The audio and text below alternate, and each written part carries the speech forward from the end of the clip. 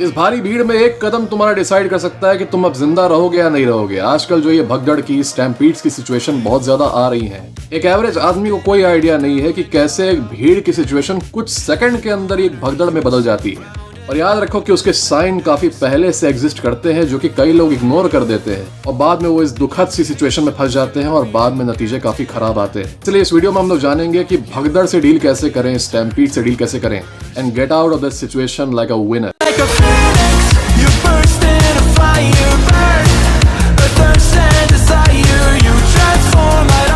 पहली टेक्निक है ghost technique. Ghost बन जाओ, भूत बन जाओ। कैसे? जहां देखो कि भीड़ में हो और भीड़ में एक सिचुएशन एस्केलेट हो रही है।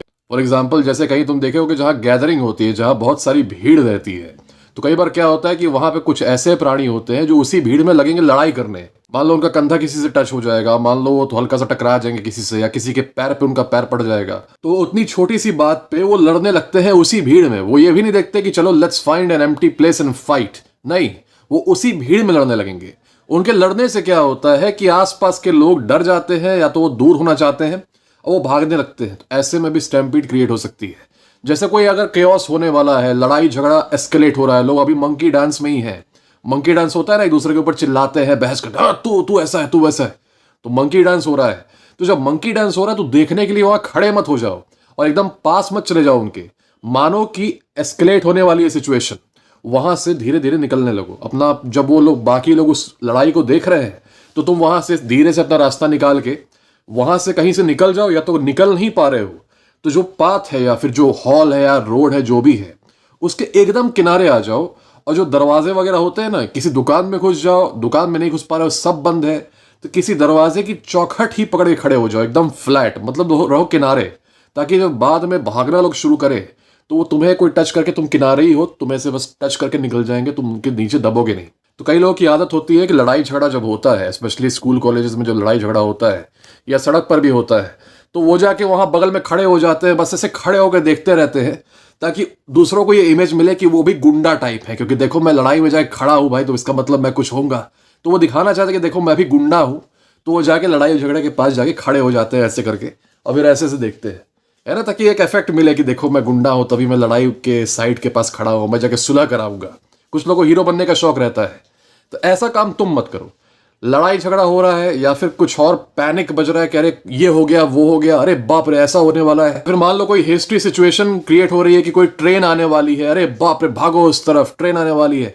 जहां तुमको ऐसा कोई इंट्यूशन मिल जाए कि पैनिक टाइप सिचुएशन क्रिएट हो रही है कि लोग भागने वाले हैं, जहां तुमको ये फीलिंग मिल जाए, अपने आप को किनारे कर लो, किनारे खड़े हो जाओ, बीच में मतलब मत खड़े रहो क्राउड के, ठीक है, किनारे कहीं खड़े हो जाओ, या तो उस जगह से निकल ही लो, बिकम घोस्ट, ताकि बाद में ये चीजें हो तो तुम उसके विक्टिम ना बनो। ये था अर्ली एस्केप प्लान। लेकिन मान लो अब देर हो चुकी है, तुम ऑलरेडी स्टैम्पीड शुरू हो चुकी है और तुम फंस गए हो भीड़ में।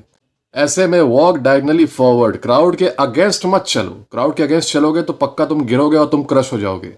क्राउड के साथ चलो, लेकिन सीधे नहीं। वो क्राउड सीधे जा रही, तुम सीधे मत चलो, तुम डायगनली चलो, फ्लो के डायगनली चलो, इसलिए ताकि तुम जल्दी से साइड पे पहुंच सको। तो तुम साइड पे ऐसे नहीं पहुंच रहे हो, तुम साइड पे पहुंच रहे हो ऐसे डायगनली वॉक करके। Keep walking in the flow but find your way diagonally, ठीक है। धीरे धीरे भी अगर तुम ऐसे भी चल रहे हो, you will find your way to the very very side. अब वहां पर से या तो तुम निकल जाओ, नहीं तो दीवार में ही तुम चौखट वगैरह में फ्लैट हो जाओ, ताकि तुम वहां उस क्राउड के फ्लो से बच सको। तीसरा टेक्निक ट्रायंगल स्टैंस। जब तुम चल भी रहे हो उस डायगोनल की तरफ, तो एकदम नॉर्मल आदमी की तरफ मत चलो, सीधे सीधे, ठीक है। तुमने देखा होगा बॉक्सर्स या एमएमए फाइटर, जो जिन लोगों ने किया होगा बॉक्सिंग और एमएमए, उनको तो ये आदत होगी इस स्टैंस की। जैसे ऑर्थोडॉक्स स्टैंस होता है, साउथ पॉ स्टैंस होता है, तो उसमें क्या करते हैं, एक जो नॉन डोमिनेंट पैर है उसे आगे रखते हैं हल्का सा, और जो डोमिनेंट पैर है वो वही रहता है, और एक तरीके से शोल्डर विथ अपार्ट तुम्हारा स्टैंस रहता है। इससे क्या होता है, जो स्टेबिलिटी रहती है वो ऐसी रहती है कि तुम्हें आगे या पीछे से कोई ढकेलेगा, तुम गिरोगे नहीं, है ना। और अपने नीज को थोड़ा सा बेंड रखो, हल्का सा बेंड रखो, और तब चलो, उस स्टैंस में चलो। ट्रायंगल स्टैंस होता है बॉक्सिंग एमएमए वाला। इसमें ये चीज होता है कि तुम्हें कोई आगे और पीछे से ढकेलेगा, तुम्हारी स्टेबिलिटी पूरी रहेगी। इसकी स्टेबिलिटी कम रहती है साइड से ढकेलने में। तुम्हें कोई साइड से पुश कर रहा है तो हो सकता है तुम हिल जाओ, लेकिन जो ये पुश आता है ना पीछे से या फिर आगे से, उसमें तुम बच जाओगे। तो हमेशा कीप योर नीज बेंट, ताकि स्टेबिलिटी बनी रहे, एकदम स्टेबल रहो। जब तुम चल रहे हो तब भी चलते चलते वहां से निकल जाओ। सीधा खड़े रहोगे एकदम, तुम्हारे पैर स्टिफ, तब तुम गिरोगे, तुम्हारी बॉडी स्टेबल नहीं रह पाएगी, ठीक है। तो अपने सेंटर ऑफ ग्रेविटी को जितना तुम क्लोज रख सकते हो ग्राउंड के, वैसे रखो ताकि तुम गिरो नहीं। गिरना अवॉइड करना है, जहां तुम गिर गए वहां तुम दिक्कत में हो। याद रखो पूरी की पूरी भीड़ वहां पे ऐसे ही नॉर्मली भागती रहेगी, एकदम सीधा खड़े होकर भागती रहेगी, वो सब गिरेंगे एक दूसरे के ऊपर। तुम उस केओस में भी उस केओस को कंट्रोल करोगे by being in this stance. तुम उस केओस को भी कंट्रोल करोगे by being in this stance. तुम्हारा एकदम स्टेबल रहेगा स्टैंस, तुम गिरोगे नहीं जल्दी और तुम आराम से उस जगह से निकल जाओगे। बाकी लोग they will keep following over each other. याद रखो being strong is about controlling your situation, not about being controlled by the situation. If you are able to control your situation to some extent you will win. चौथा, तुम्हारे साथ कोई अगर मान लो family member है या दोस्त है तो उनका हाथ ऐसे नॉर्मली पकड़ के मत चलो, ठीक है, वो छूट जाएगा। इंटरलॉक ग्रिप जो होती है, उंगलियों को पूरा ऐसे इंटरलॉक करके तब उनके साथ चलो। और मान लो कोई बीच में आ रहा है तो उसको खोलो मत, दे विल गेट लॉस्ट। तो उसको खोलो मत, ग्रैब देम फर्मली। ये टूटना नहीं चाहिए, ये एक बैरियर के रूप में काम करेगा, ठीक है। और क्राउड उसको ओवरकम करने के लिए या तो उनको कूदना पड़ेगा या तो उनको रुकना पड़ेगा। तो keep that interlock grip, okay, keep that grip, do not let go of this grip. ये बनाए रखो ताकि तुम्हारे जो लव्ड वंस हैं तुम्हारे साथ वो रहे, वो लॉस्ट ना हो, वो गायब ना हो जाए या फिर वो खुद क्रश ना हो जाए। अगला है हैंड्स इन द एयर। जब भीड़ में चल रहे हो, ये नॉर्मली मतलब सबका हैबिट होना चाहिए कि ज्यादा अगर भीड़ है तो हाथ को साइड में रखने की जगह हाथ को ऐसे ऊपर रखो, जैसे कि बॉक्सर्स का स्टैंस होता है, मार्शल आर्ट्स वालों का स्टैंस होता है। They keep their hands up all the time, है ना, they have to block the punches. ऐसे ही तुम भी एक सिमुलेट करते हुए अपने स्टैंस को ऊपर रखो कि तुम्हारे हाथ ऐसे ऊपर रहे, है ना, थोड़ा सा चेहरे से दूर रहे लेकिन ऐसे रहे। ये एक डिफेंस है तुम्हारा। मान लो सामने से कोई क्राउड आ रही है, तुम्हारे में बम्प कर रही है, तो पहले वो तुम्हारे आर्म्स से लड़ेगी, तुमसे तुम्हारे चेहरे पे नहीं लड़ जाएगी वो आके, ठीक है। तुम्हारा एक बैरियर रहेगा। तो तुम्हारे सामने जैसे तुम चल रहे हो क्राउड में, तुम्हारे सामने ये बैरियर है, दोनों हाथ तुम्हारे आगे। उसके बाद लोग आ रहे हैं दौड़ते हुए, तो you'll be able to cushion that impact, और तुम अपने आप को बचा लोगे। तुम नॉकआउट नहीं होगे, पीछे नहीं तुम गिर जाओगे, है ना। मान लो सीधा इम्पैक्ट आएगा धाड़ से, मान लो तुम्हारे हाथ फंस गए हैं भीड़ में, तो ये भी बहुत डेंजरस है कि तुम्हारे अगर हाथ फंस गए भीड़ में तो तुम्हारी स्टेबिलिटी चली जाएगी और तुम गिरोगे और तुम बैलेंस तुम्हारा गायब हो जाएगा। इसीलिए कीप योर हैंड्स टुगेदर, अपने से सटा के रखो और आगे रखो, ऐसे चलते रहो। जिस तब भी अप्लाई होती है कि मान लो तुम सीढ़ी से दौड़ते हुए नीचे आ रहे हो, तो अगर दौड़ते हुए नीचे आ रहे हो तो अपने हाथों को तब भी आगे रखो। मान लो गिर गए अगर, तो ये हाथ जो है ना तुम्हारे, ये तुमको बचा लेंगे, तुम्हारे चेहरे पे सीधे नहीं लगेगा। फॉल प्रोटोकॉल क्या है? मान लो गिर ही गए, सब कुछ करने के बाद भी मान लो गिर गए, तो अब क्या करें? अगर गिर गए हो तो क्विकली साइड पे आ जाओ, अपने साइड पे टर्न हो जाओ। ना तो अपने पेट के बल रहो, ना तो पीठ के बल रहो। तुम्हारा सरफेस एरिया ज्यादा रहेगा, people will stomp over you. तो तुमको क्या करना है? पहले तो साइड हो जाना है। साइड होने के बाद तुम्हारा सरफेस एरिया थोड़ा कम हो गया, लेकिन साइड होने के बाद एडेड प्रोटेक्शन के लिए कर्ल हो जाओ, एकदम अपने आप को एकदम कर्ल कर लो, ठीक है। अपने नीज एकदम अप कर लो चेस्ट तक, ताकि तुम्हारे वाइटल्स प्रोटेक्ट हो जाए। हाथ वगैरह अपना दोनों हाथ इस तरीके से साइड में फैला के अपने सिर के साइड पे रख दो, ताकि तुम्हारा सिर प्रोटेक्टेड हो एकदम से। Protect your head, that is very important. क्योंकि तुम कर्ल होके बैठे हुए हो, तो तुमने देखा होगा कि जब तुम साइड में लेट के ऐसे कर्ल हो जाओगे ना, तो तुम्हारी बॉडी की हाइट थोड़ी सी, जो तुम्हारा फिजिक है थोड़ा सा उसका बढ़ जाता है हाइट। मान लो फ्लैट लेटे हुए हो, तो मान लो तुम्हारी बॉडी यहीं तक अगर है, साइड में होके अगर कर्ल हो जाओगे ना, तुम्हारी बॉडी ऐसे आ जाएगी। अब क्योंकि तुम्हारी हाइट बढ़ जाएगी, तो अक्सर तुम्हारे ऊपर से पैर रख के निकलना मुश्किल होगा। तो या तो तुम्हारे ऊपर लोग गिर जाएंगे खुद ही, ठीक है, वो उतना डेंजरस नहीं है, या तो तुम्हारे को अवॉइड करके भागेंगे क्योंकि तुम्हारी थोड़ी हाइट बढ़ जाएगी। प्लस तुम्हारे नीज की वजह से, तुम्हारे हाथ की वजह से तुम्हारे वाइटल्स प्रोटेक्टेड हैं, तो तुम आराम से फिर तुम्हारे अराउंड या तो लोग जाएंगे या तो तुम्हारे ऊपर नॉक ओवर हो जाएंगे, उनका उतना इम्पैक्ट आएगा नहीं। इम्पैक्ट किससे बचना है? उनके जूते, उनके जो पैर हैं जिनका सरफेस एरिया कम है, जो कि धड़ धड़ लगते हैं, उससे बचना है, उससे लोग ही जाने जाती हैं।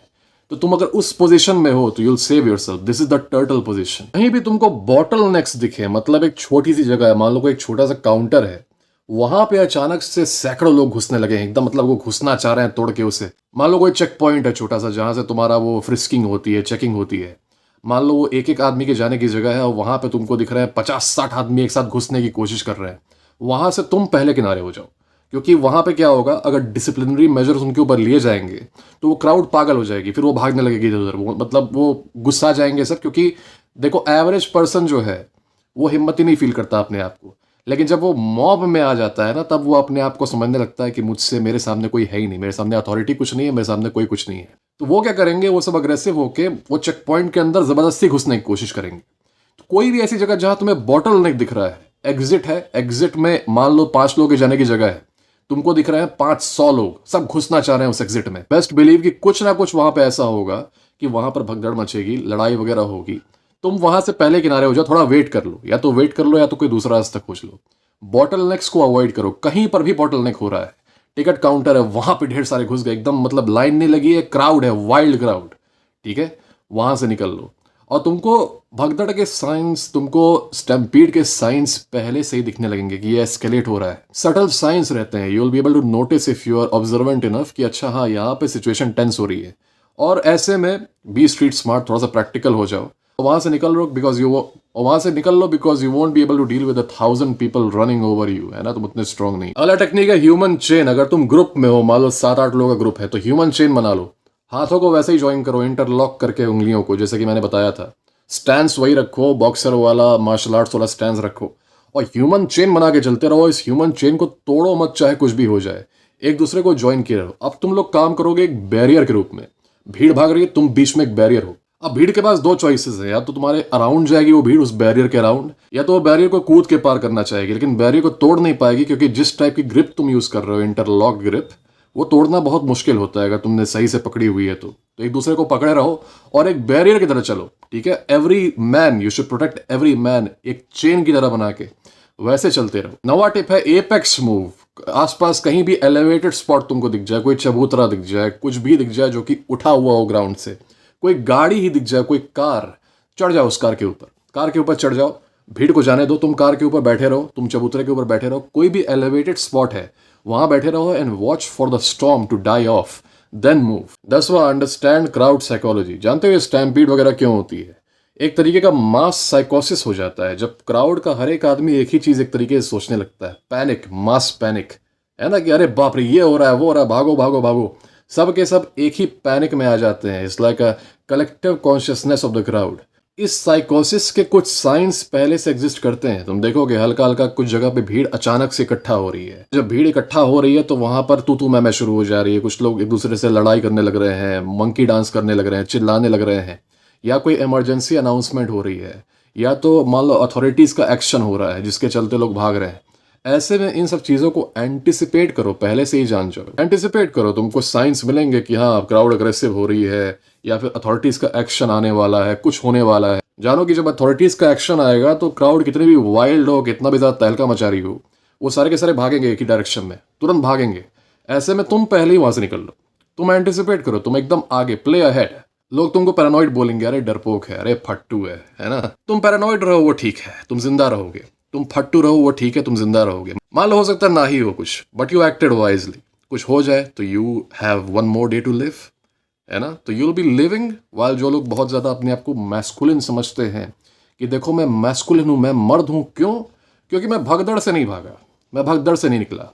अगर मैस्कुलिनिटी का यही एक बेंचमार्क है कि मैस्कुलिनिटी मतलब होता है एक रैंडम भगदड़ में भाग लेना और भगदड़ में फिर सबको उठा उठा के फेंकना, ठीक है, no need to be that masculine. तुम थोड़ा बहुत मैस्कुलिन रहो, थोड़ा बहुत रहो, उस एरिया से आराम से निकल। नोटिस करना कहीं भी जा रहे हो, भीड़ वगैरह तो काफ़ी रहती है, थोड़ा सा watch out, okay, be observant, अपने लिए भी और तुम्हारे साथ जो लोग हैं उनके लिए भी।